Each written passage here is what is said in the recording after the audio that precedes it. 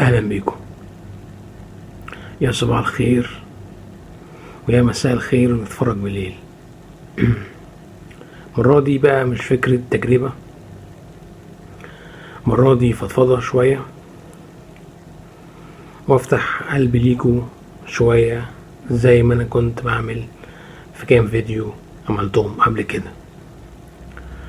المرة دي انا حاسس ان انا في حالة نفسية مش مريحة، لان احنا لسه ناقلين جديد في بيتنا القديم وكده، فانا في حالة نفسية مش مريحة وحاسس ان انا مش مبسوط، وحاسس ان انا مش مستعد ان انا اعمل فيديوهات وان انا اتكلم وان انا اقول مواضيع وان انا اقول حكايات وهكذا.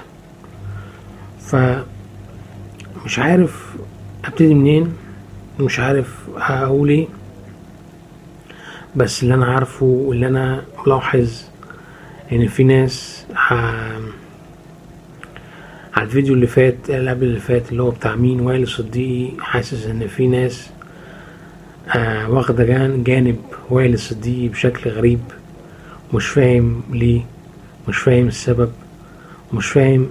يعني لو انت متضايق مني من حاجه قلتها في الفيديو، ايه اللي يخليك تقول كلام ما يصحش ان انت تقوله وهكذا. بس انا مش هطول يعني الكلام في الموضوع ده، دي مقتطفات كده يعني من اللي انا شايفه يعني الفترة دي، ان انا مش مرتاح من ولا من رد فعل الناس.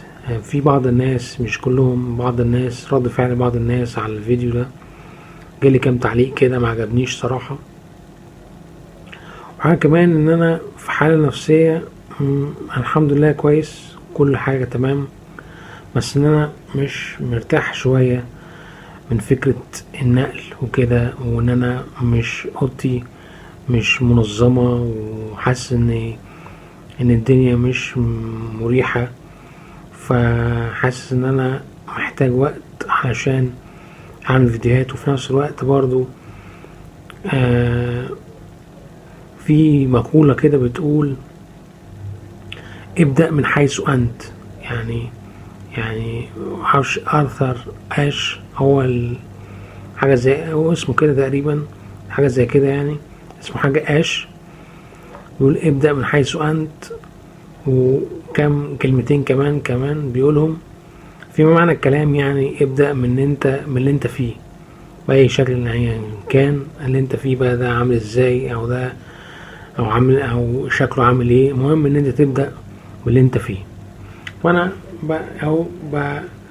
ببدأ باللي انا فيه دلوقتي واشوف بقى ايه اللي ممكن يحصل وايه اللي ممكن يكون.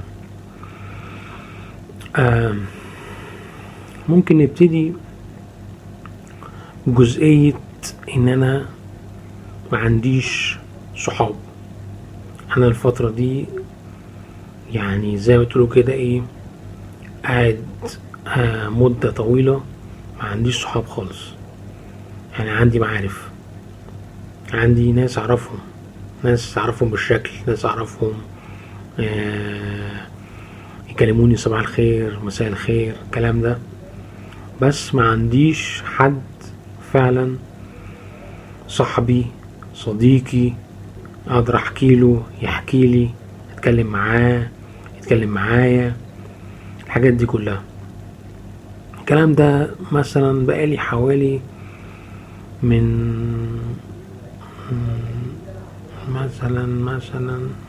2016 تقريبا، من 2016 يعني 2016 يعني مثلا لو حسبناها من 2016 ل 2000 دلوقتي 2024 هنشوف ان انا مثلا بقالي حوالي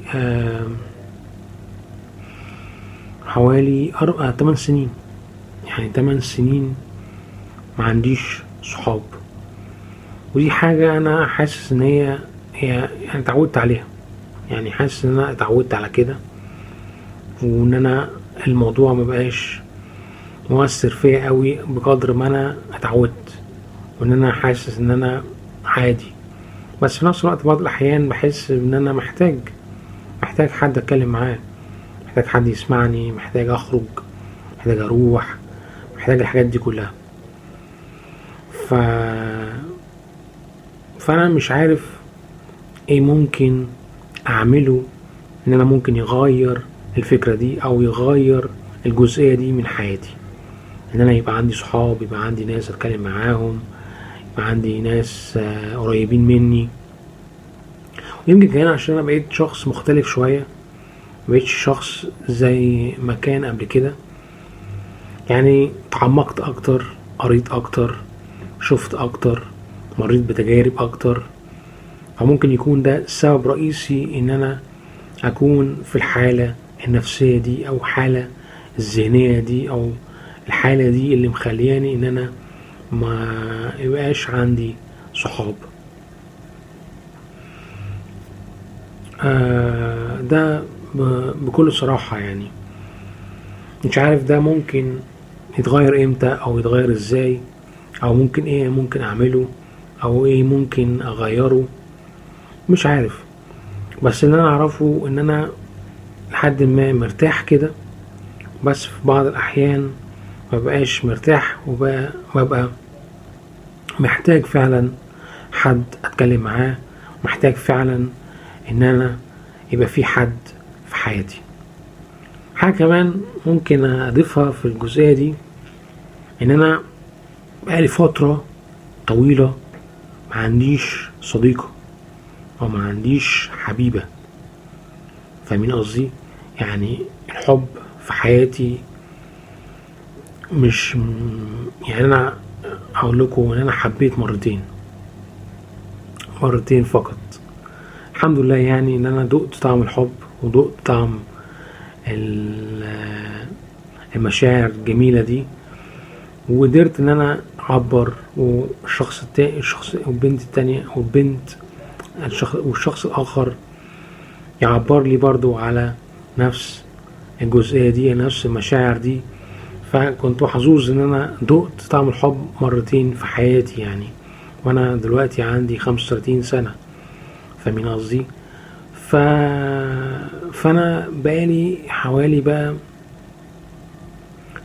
ما اعرفش يعني، مش عايز احدد سنين معينة، بس بقالي مدة طويلة جدا لان انا مفيش حد في حياتي احبه، مش حد في حياتي اتكلم معاه من جانب الحب، مش من جانب الصداقة، مش من جانب اللي انا ما عنديش، مش من جانب الصحاب والاصدقاء وكده، لا جانب الحبيبة والحب والكلام ده كله.